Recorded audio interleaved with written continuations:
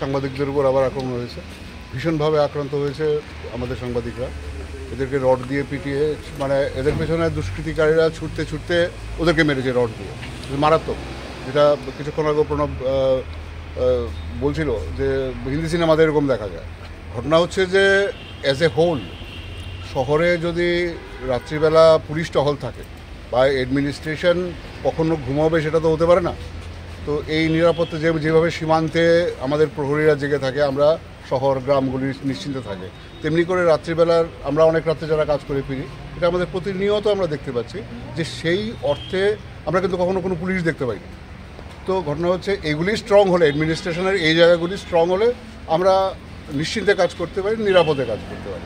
এই নিরাপত্তা সুরক্ষিত করবার জন্য আমরা গত 20 বছর 25 বছর ধরে ক্রমাগত আন্দোলন চালিয়ে যাচ্ছি, কিন্তু কিছুতেই এটার একটা সুরাহা খুঁজে পাওয়া যাচ্ছে না। এবার আমরা জোরালো দাবি জানিয়েছি, আমরা চেয়েছি যে গ্রেপ্তার হয়েছে কয়েকজন, আরও কয়েকজন বাইরে রয়েছে, যেই মানে হাতিয়ারগুলি দিয়ে ওদের উপরে আক্রমণ চালানো হয়েছে, এগুলি রিকভারি হয়নি। এগুলি রিকভারি করে যেন চার্জগুলি সঠিকভাবে প্রয়োগ করে বিষয়টা যাতে কোর্টে ফরওয়ার্ডিং করানো হয়, যাতে করে আমরা বিচার পাই।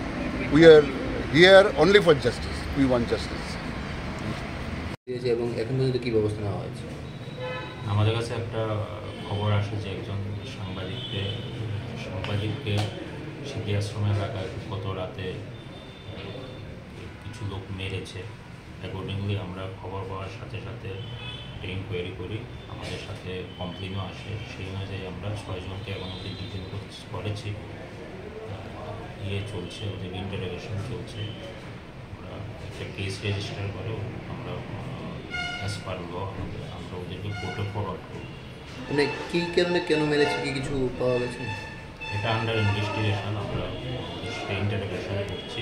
কমপ্লেনে লেখা আছে যে ওদের রাস্তা দিয়ে আসছিল, একটা প্রোগ্রাম করে মগানগর এলাকা থেকে, রাস্তায় আটকে ওকে মেরেছে। এটা আমরা দেখছি, এটা ইনভেস্টিগেশন। যে জিনিসগুলো যে মেরা হয়েছে সেগুলোকে উদ্ধার করা হয়েছে?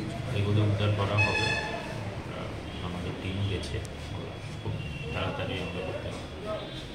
থ্যাংক ইউ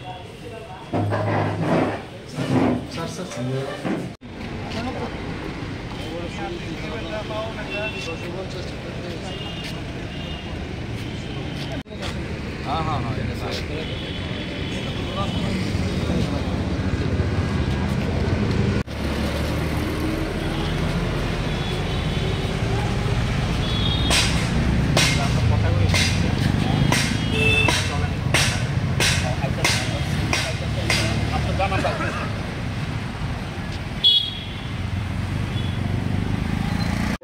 মঞ্চমণি এলাকা। তারপরে ঘটনা ঘটলো, এটা 1-1.5 মাসের মধ্যে 2টা বড় ইনসিডেন্ট।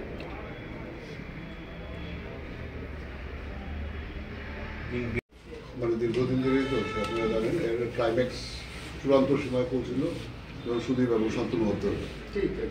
তো এর পরবর্তীকালে মানে আমরা